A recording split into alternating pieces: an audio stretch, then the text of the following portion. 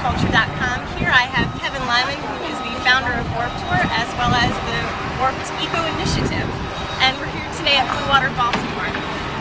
The Eco Initiative has been going strong for 7 years now. How has it expanded this year? Well, I think this year, we've expanded with another solar stage.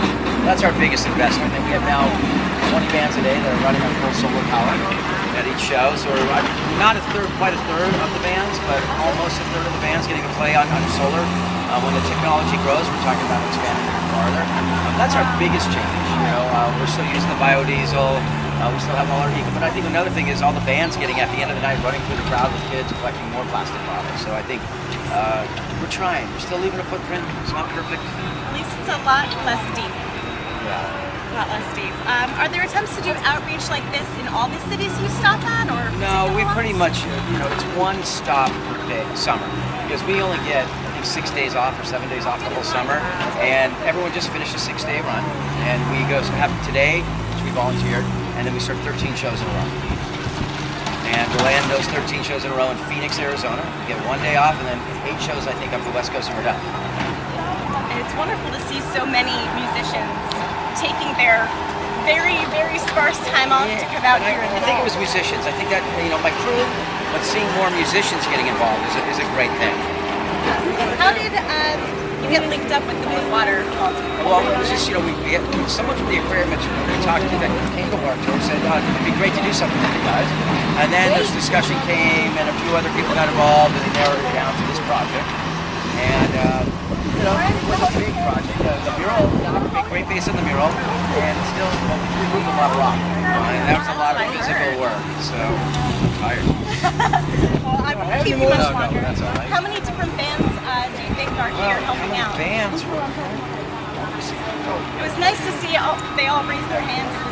Yeah, well, there was bands. We had Winds of Plague, Big D and the Kids Table, Enter Shikari, The Narrative, Blood on the Dance Floor, Small Talk, Ice and Mistress, and So Long Arletta, of artists that came out. And then we had a mix of all my production crew. And a lot of times it's that production crew. You don't realize how hard they work every day. We roll in at 6 o'clock in the morning, and they're up at 7, and they work until 10:30 every night. I don't know how they do it. You have over 20 nonprofit groups that follow Warped Tour this year. Why do you think that Warped is such a good platform for these nonprofits? Because they're having fun. Kids are having fun. They're young. They're getting, a lot of them, it's their first music experience. So their minds come in open for new music. And when you're having fun, just like if you're having fun in school, you can learn. But when it becomes a challenge, you don't learn. When you're having fun, you might have an open mind. And not every kid's going to get affected at Warped Tour, but I think 10% of the kids walk out. Our canned food drives this year are collecting up to 4,000 cans per show.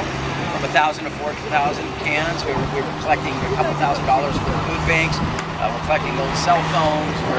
The kids just want to be involved. I think we're seeing a new movement in youth that this economy changed the dynamics of the youth. I was out there, I was just overhearing, and I was just hearing some kids here who was working for Blue Water, and I didn't talk, I just listened, and one's trained to be a pharmacist, and he said, but I'm taking the summer to give something back. Which is kind of cool. I think that's a new thing. And if everyone takes that one summer, like a lot of countries where you donate a year after school and give something back to your country, maybe we have a lot of people that can give something back. Well, I can't wait to see the final product. I really can't wait either. It'll be fun for these kids because they'll get a chance to plant, and when they watch something grow, they care for it, and All right, thank you. This is Jackie with the CuttingEdgeCulture.com.